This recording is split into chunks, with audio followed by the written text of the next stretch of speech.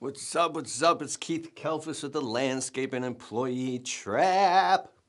What am I talking about? Jeez. Okay, let me wipe off this whiteboard real quick. Yeah, there we go. Let's talk about some real stuff. In this video, I'm going to talk about $100,000 a year in gross revenue in your business, and where does it all go, right? How does this thing work? If it's your first year in your landscaping business, or maybe you want to start a landscaping business, you're pulling your hair out and you're frustrated because you don't know, like, how does the whole money thing work? I'm going to try my best to describe it from my ability in this video. So I got a whiteboard behind me, and I've got a dry erase marker. Now, first of all, I'm not a certified public accountant. I'm not qualified to give you this advice. It's only my opinion, so I'm not guaranteeing you anything. But if you haven't made $100,000 a year in your business gross revenue, if you work your ass off and you kill yourself and you just study hard, you will get there. If you've already made it, congratulations. Very few business owners actually make it past the six-figure a year mark. I was able to do it pretty quickly in my business in less than 2 years because I was willing to sacrifice and burn up everything in my life that wasn't that, including close relationships. And I suffered dearly. I caused suffering and things like that, which I been trying to like reconcile. I just worked 100 hours a week. That was the only way to compensate for everything I didn't do before that, which is what put my life in the hellhole that it was. So I was listening to audiobooks like crazy and reading and literally working like a maniac. So $100,000 a year. 100K is the perfect number that you can sink your teeth into because it's just a good mathematically satisfying number, okay?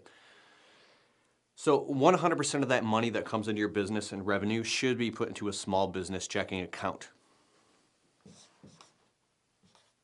Small business checking, we'll call SBC, okay? Okay, now how do you get a small business checking account? If you're just getting started in your business, you want to get a DBA, is a doing business as, underneath your social security number, because your social security number and your birth certificate is really like a corporation, right? That's a whole nother story. But anyways, if you go get an S corporation or LLC, which is a limited liability corporation, you can learn all about this in Robert Kiyosaki's book. He's the guy who wrote Rich Dad, Poor Dad, and Cashflow Quadrant. Well, he has an advisor series called Own Your Own Corporation. I mean, books called Own Your Own Corporation, Tax-Free Wealth, Unfair Advantage. Amazing books. Like, get them on audio and please listen to them. They're very, very powerful books that will put money in your pocket. Now, this information as well, I'll move forward. 70-30 split. So out of 100% of the money that goes in your small business checking account, 30% of that money should always be transferred into your small business savings account that you don't touch until tax time. Like that's tax money, okay? Small business savings, SBS. So basically if you don't even make enough money to save, like, how am I going to save 30%? I don't even make enough money to do that. I know exactly how you feel. I felt the same way, and that what I found is I wasn't charging enough money. So, you know, like the corporation doesn't care about your feelings. Your clients don't care about your feelings. Nobody cares. But when it comes time to pay the tax bill, which I totally suggest you pay taxes and do things by the book. Not only that, you know, whatever you think about it doesn't matter. Just, it's a certain thing. It's also a good thing that you're paying taxes and showing income and all that, because now you're building a legitimate business with a real positive paper trail that says, hey, you know, I've showed this much income for this amount of time. You can go get a house or a mortgage or a vehicle or a car or get loans or payments. You could build a positive credit history, which in like the world of equity and being a free person, it doesn't matter. But on paper, in the corporate jurisdiction, it does matter. All this legal stuff. If you want to play that game, you got to play the game, right? So anyways, what I do is I calculate how much money is coming into my business, and I'm making, like, every Saturday. I'm not advising you.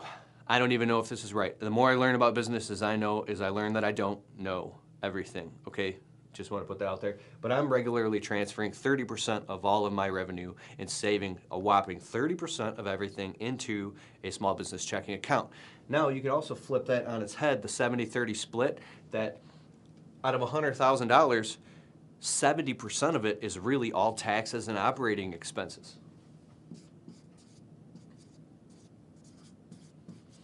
So that means you're probably only making a 30% net profit margin if you're lucky. So if you make $100,000 a year in your business, you're probably taking home 30 grand, which is what, like, I don't know, if you had a bachelor's degree and a job working at a firm or something, that's probably it. But you might work 45 hours there, and trust me, you're gonna work 60 hours or 70 hours a week to do it in your business. So if somebody's bragging, or you find yourself bragging in your first or second year in your business, you think you're making all this money, well, are you running a legitimate business? And have you done something silly like gone out and elevated your lifestyle or something without making sure you're doing things by the book? Because if you start with good financial habits in the beginning and you do your research and your due diligence and don't listen to these like funny, stupid radio shows in the morning, oh, they pranked this person, well, that stuff is gonna make you broke. I'm just saying, I'm not trying to be mean here, but I found myself in a very scary situation in my 20s, was where I was working just enough to pay my bills, and everything that I didn't, every time there was a problem in my life, I just kept sticking my head in the sand and throwing in the debt pile. And I got up to like $30,000 in debt. I had student loan debt and credit cards and all that stuff. And it took me it took me 5 years to dig myself out of all of that shit by pulling my head out of the sand. So it was a long, hard process. And it sucks if it feels like your problem is insurmountable. I'm not trying to give advice here on that, but it's really peanuts. Some people would love to have your problems, okay? Next here is, separating your business income from your personal income. One quick second, don't go anywhere. 1 second. Okay, I'm back. Okay, separating your business from your personal income. A percentage of your business money should be transferred to pay you. If you're taking money out of your business money to pay yourself and pay your bills and all that stuff, that's technically not right. Like, now, I'm not giving you tax advice, damn it. Keith Kelfish said this. Well, the wrong way to do it would be, I don't know, pocket the money, or to write yourself a 1099 at the end of the year saying you made this much, or something like that. But if you pay yourself legitimate payroll taxes and you pay taxes quarterly, right? You can pay taxes monthly, quarterly, or at the end of the year. Basically, you can have a personal checking account and a personal savings account. So let's say you write yourself a check every single week for, I don't know, $500 a week. Was it $500 a week? Okay, but I can't afford to do that in the beginning. Are you going to be able to afford to pay yourself $2,000 a month, right? But you got to pay, and you hear these things by people, but they're telling you from the mind frame of already making over 6 figures, and it's nothing to them. And then they're not like putting themselves in your shoes if you're flat broke and you're trying to make this thing work, right? And that's what drove me nuts about the whole credit debt thing. Is you gotta at least make your minimum payments. You got this debt. How come you're not paying your debts? What am I supposed to do? Not have any food in the fridge and not pay my debts? Yes. And then like this shit just drove me nuts. How I got out of debt, I'm not advising you, is I had to literally create this, I had this cognitive dissonance. I was so stressed out about my debt, it was driving me insane. I had to willingly say, this debt does not exist. This debt does not exist. Sorry, 1 second.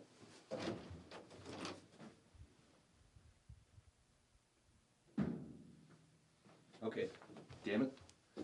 I've tried to make these videos several times. There's constantly something happening in my environment to piss me off. I have this is a basement studio, just real quick, and I have a very loud furnace right there. So I had to shut off the furnace and the gas because it was like, wah, very loud. But anyways, so I had to say this debt does not exist.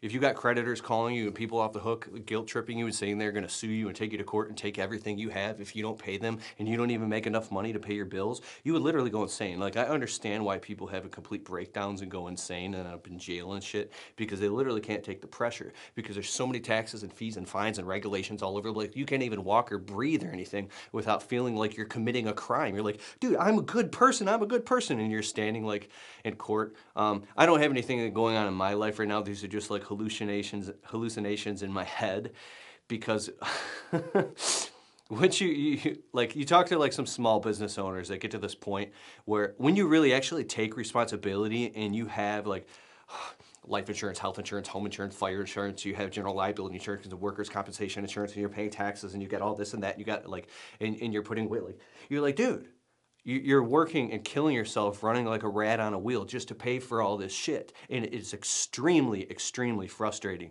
So you keep going back and forth between like, no, I'm a good man because I'm doing this, to this is fucking bullshit. This is fucking bullshit. No. And like, it drives you insane to the point where I didn't understand why men that are like business owners in their 40s are walking around with bags under their eyes all pissed off. Starting to see why, right? But the whole point, if you can get residual income and get enough money in your life flowing to the point where it pays all your bills and you make so much freaking money, like the real point of success is to figure out how to make a lot of money in a short period of time, so then you can spend the rest of your time being present with your family and loving your family and being happy. You know, people are going to say in the comments, you look really stressed out, T. You need to take a break. You need to do this. Okay, now listen. Okay, so if you pay yourself $500 a week in your payroll, you gotta pay taxes and all that shit on that. And then you might wanna save some money. Oh, 10%. Huh. $50 a week. That's $200 a month. Rich man. Okay, so let's just say if you wanna show a positive income, I don't know, you make $40,000 a year. Well, you gotta make a lot more than $100,000 a year to show $40,000 a year, right? Probably, I don't know, 120, 130, 150. This is just my opinion. I'm not advising you. Okay? Because it doesn't matter, like, damn it. Every single thing that I say, okay, all these people want to give their opinion. You're like, you're a fucking idiot. You're a genius. You're a fucking piece of shit. You're the best.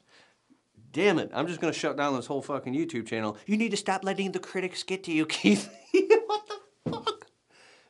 Oh, God. It's just my opinion. I'm not advising you.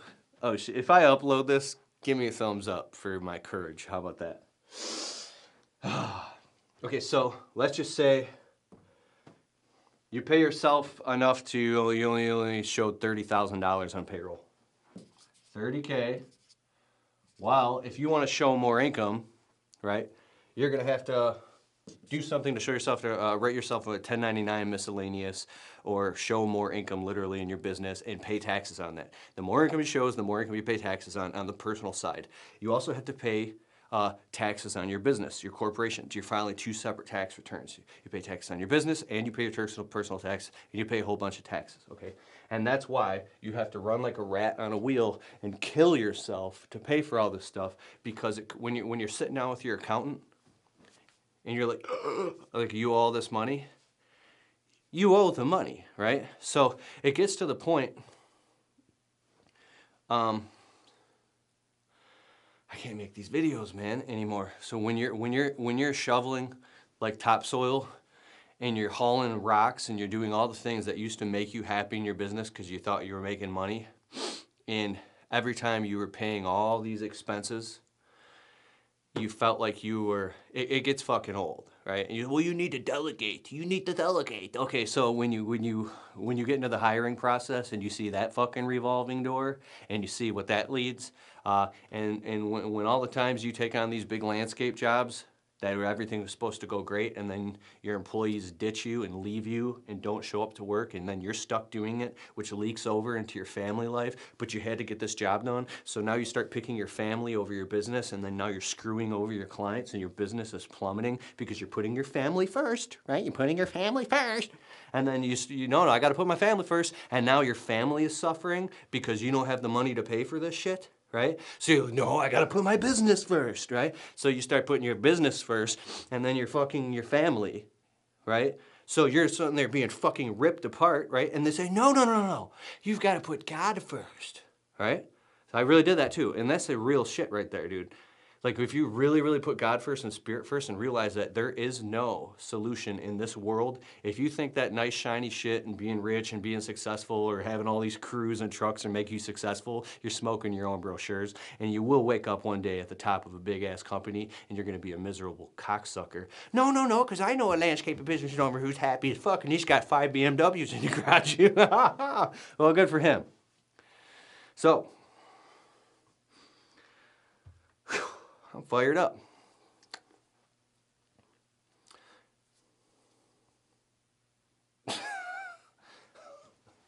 Okay, there's something called The Dip. There's an amazing book by Seth Godin called The Dip. Yep. The longer and harder that dip, it separates the haves from the have-nots. You got to read this book. The people who come out on the other side who come out actually successful. So like today, I haven't come out of the dip. I'm actually in the dip, just like you probably. Like I make decent money. My bills are paid. I got money in the bank. I pay my taxes and all that shit. But you're like running on a rat on a wheel to get there. So I'm really learning that this whole success thing comes down to like not keeping up with the Joneses. Make sure you live a modest lifestyle and you always have money in the bank for a rainy day. A business owner told me once, you're gonna lose everything. It's not a matter of if, it's a matter of when. I'm like, no, what are you talking about? No, I won't. He's like, I'm just speaking, but trust me, save your effing money, because the day that comes, whether you get sued or a big job falls or the economy takes a hit, your ability to make it through that and not be attached to your shit is what's gonna make you or break you, right? And then another thing is I got another friend who's a business owner who told me in the crash of '08, everybody lost everything, including him. He was running around trying to save everything that he was so attached to and lost it all. He says if he could go back, he would have just saved the couple most important things and let everything else go. Not being attached to your shit is probably one of the most powerful things that you can do. Having integrity, having wisdom, having discernment, the ability to communicate with the customer and say, dude, this is what the price is. This is what the price is. And if you can't pay that price, go find someone else, because I can't do the job. But you'll do the job anyway. You know why? Because you're not crystal clear on all this shit. And you think because you're running that you're doing the good deed, but you're running to the bottom because of, I don't know, ignorance is bliss, man. If you were to say, oh, I gotta get a business degree, and I gotta get an accounting degree, and I gotta get a landscape architect degree, and a horticultural degree until I'm able to go out and start a landscaping business. Nope. We're not getting married, we're not having kids, or if you got kids, you got a family, nope, we're gonna live in this dumpster for the next 12 years until I'm perfect. Nope. I'm not gonna get married until I'm a perfect husband. I'm not gonna, like, you're thrown out into this world. It's like you're on this ship, and you're like a little baby, and then someone just takes you, whoops, motherfucker, and just throws you into the ocean, and you're like, that was probably really loud. I got a microphone right here. And then, like, the world just grounds you and pounds you like UFC fights. And you're just sitting there, like, every time you try to get up, you're just getting pounded. Imagine, like, you put, like, a teaspoon of sugar on an ant that's crawling. Like a teaspoon of sugar on an ant. And the ant, like, gets out of it, but you say, fuck you, and you dump, like, a whole cup of sugar, and he's like, he finally gets out, and you go, fuck you, and you take a whole 5-gallon Homer bucket, and you dump it on the ant, and he's just buried. But just to top it off, you bring a dump truck of sugar, and then you bring a motherfucking semi-truck load of sugar. Well, that's you, and that's the world. The world's just gonna keep dumping so much shit on top of you that you're just gonna you're just like, fuck it. Like, there's nothing that you can literally do. You can't win in this world. And that's why I don't upload a lot of YouTube videos anymore, because I can't without cussing and ranting and freaking out about this type of shit. Like, literally, when you find yourself at 10 o'clock at night on a Saturday, when your wife is calling you upset because you're on a landscaping job, right, that you don't even want to be on. Your workers have bailed on you. The customer's pissed and thinks you're an unprofessional weirdo because you're out there finishing a job because the materials didn't show up on time. Oh, now you're just bitching, Keith. You need to be a fucking man and man up and quit bitching. Be a fucking man. Oh, yeah, well, I've been a fucking man. I've been there, and I fucking have, no, I will handle all of this. And you know where I end up? A successful, wise entrepreneur friend told me one time, he says, dude, you're going to burn yourself out. No, I won't. I will work until I'm a skeleton, right? You will. It's true. You will end up in bed and have a complete nervous breakdown, and to the point where you are literally like, I don't know, crying butt naked, rolling up and down your steps, covered in fucking cat turds. I don't know. And like, people are like, Nope, he's a failure. He's a ultimate fucking failure. I'm not cracking up here. I think I'm like hitting a new level of wisdom or something, because it's funny. It's hilarious that all the cliches and all the shit people tell you growing up, like a lot of it's really, really true. So, oh yeah, back to this shit. Okay, here you go. Advertising and marketing. Yep. Okay, 5% of all your income probably gets spent on marketing and advertising if you're not like, I don't know how you can get by. So about out of $100,000 a year, $5,000 a year. 5% or $5,000 a year. I spent a little bit more than probably like $6,300 last year on marketing and advertising, which is not a lot of money. I got a buddy who owns a tree company. He spent $27,000 a year alone just in one magazine advertising his tree service. I said, $27,000? He goes, yeah, it's nothing. What do you mean? I'm banking and I'm killing it. I'm making a fucking $600,000 a year. I'm like, dude, you know what I'm saying? So I'm really just pissed because I don't have all that shit. And I think, here's another tip. Until you're taking on $20, $30, $40, $50, $60, $70, $80,000 landscape jobs where you've got big machines and excavators and earth movers and fucking backhoes, and you understand landscape architecture, and you're installing big water features and ponds and waterfalls and huge retaining walls, and you know what you're doing and the shit's working, and you understand underground drainage systems, like, you're not gonna make any money in this business doing maintenance. Anybody can do maintenance. It doesn't take a special skill until you understand blueprints and all that shit. So the only way to learn how to do that shit is either you go fuck up a lot of jobs, which is not good. Like, I've got a client right now. I don't know for sure, but he's got water in his basement, and we installed a retaining wall and landscaping. I was up all night researching everything and learning how to do it, and I don't know why. And now as soon as the weather breaks, I got to go back and fix that thing. And it's something that I got to do. And then one of you guys that understand how to do landscape architecture, because you're an idiot. You shouldn't be doing it if you don't know how to do it. You should have talked to me. Because you're a fucking idiot. Like, you know what, dude? Here's my whole thing. I have this saying, well, you should have thought about that when you were 14, motherfucker. What were you doing when you were 14 years old, hanging out with your friends, stealing beers and smoking weed? You should have been focusing on learning how to be a landscape architect. What were you doing when you were 11 years old playing Mortal Kombat, you piece of shit? Mortal Kombat isn't gonna pay for your retirement fund. That's what, I read this amazing book. What the fuck? There is a father with a son, and every time the son crossed the street, went out in the middle of the street, was playing in the street, he would yell at his son and scold him, and the son would cry, right? Stay out of the street, right? Next day, kid's playing, runs in the street again. He's bawling his eyes out because the father's screaming at him, saying, I told you not to go in the fucking street. And he's beating his kid and spanking him, holding him up by his hair and punching him in the ribs. So another day goes by. The kid's fucking playing in the street. I fucking told you not to go in the fucking street, motherfucker. Okay, so... Okay, and then in that moment, the kid's crying, he fucking soaked in blood, his dad's beating